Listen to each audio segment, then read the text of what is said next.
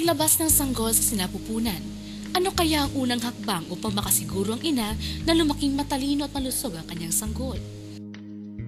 Upang makisabay sa pagbabago ng ating lipunan at dulot na rin ang pagiging abala ng tao sa samot-saring bagay, sinasabing ang formula milk daw ay isang mabisang solusyon upang mas madaling mapakain ng mga sanggol kahit wala ang ina. Ang mga siyentipiko ay nakagagawa lamang nito gamit ang mga synthetic materials mula sa hayop at paghahalo ng mga kemikal. Subalit mapapansin din naman sa mga statistika na tumaas ang morbidity at mortality rate sa mga sanggol nang mauso ang formula milk. Ayon sa mga pag-aaral na isinagawa ng United Nations Children Fund o UNICEF, the best way to start life is through breastfeeding. Kaya naman noong 1990, ipinatupad ang Inosente Declaration, isang strategiya upang mapalawak ang kampanya sa paggamit ng gatas ng ina para sa kanilang mga sanggol. Bilang pakikiisa, ang Department of Health o Kagawaran ng Kalusugan sa Pilipinas, pinaigting ang information dissemination ng breastfeeding to reach the awareness of our moms. Ano nga bang mayroon sa gatas ng ina kumpara sa mga formulated milk? There are a number of breast milk components that are extremely beneficial for the development of the babies. Mayaman ito sa immunoglobulin na siyang depensa ng sanggol sa mga known bacteria and viruses. Ang immunoglobulin ay concentrated sa colostrums o ang pre-milk substance na lumalabas sa ina sa loob lamang ng unang 3 hanggang 5 araw mula sa kanyang panganganak. Ang lactoferrin, isang iron-binding protein na hindi matatagpuan sa mga formula milk. Ito ay may direct antibiotic effect sa mga bakterya tulad ng Staphylococcus at E. coli. Mayroon din itong lysozyme, isang potent digestive ingredient. Ang growth factor which encourages the growth of lactobacilli, isang good bacteria. Allergic factors at ang DHA at ARA, which are main long-chain fatty acids found only in human milk, are essential for structural components especially in brain and the retina.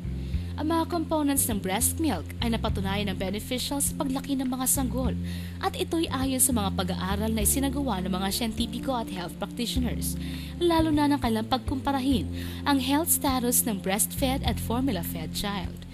Napatunayan mga batang lumaki sa gatas ng kanilang ina ay madalang magkasakit. Ayon pa sa American Academy of Family Physicians, children weaned before 2 years of age are at increased risk of illness. Nangangahulugan ito na mas maiking ipagpatuloy pa rin ang pagpapasuso sa bata kahit lampas na ito ng 2 taon. Bukod pa rito, sila rin lumalaking matalino, masigla at well-adjusted sa kanilang kapaligiran. Hindi lamang mga sanggol ang nakikinabang, bagkus pati na rin mga ina. Nursing delays the return of fertility in some women by suppressing ovulation. Ito rin ang pananggalang laban sa osteoporosis at pinapababa ang posibilidad ng rheumatoid arthritis, insulin requirement ng mga diabetic at mas madaling ma-maintain ng mga nanay ang kanilang hugis dahil epektibo din ito sa pagbabawas ng timbang. It also reduces the risk for breast cancer, ovarian cancer, uterine cancer, and endometrial cancer. Higit pa rito, ang breastfeeding ay nagpapatatag ng relasyon ng ina at ng anak as it establishes emotional bonding between them. Man is one of the 4,237 species ng mammals. All breastfeed their young.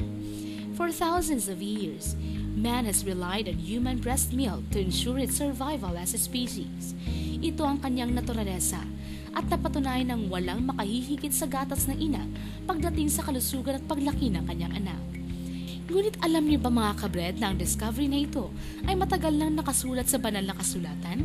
Sinasabi sa unang Pedro, Kapitulo 2 sa talata ay 2. Gaya ng mga sanggol na bagong panganak, ay nasain ninyo ang gatas na walang daya na ukol sa espiritu upang sa pamamagitan nito ay magsilago kayo sa ikaliligtas. Spiritual na kahulugan o daanin man sa literal, mabuti pa rin talaga ang gatas na walang daya o natural na galing sa ina ng sanggol. Magpahanggang ngayon, wala pa ring formulasyon na naimbento ang tao upang eksaktong tapatan ang breast milk na inilalabas ng isang ina para sa kanyang sanggol. Kaya naman, breast milk is still the best for your baby. Isa namang patunay ng pagiging scientific ng Biblia.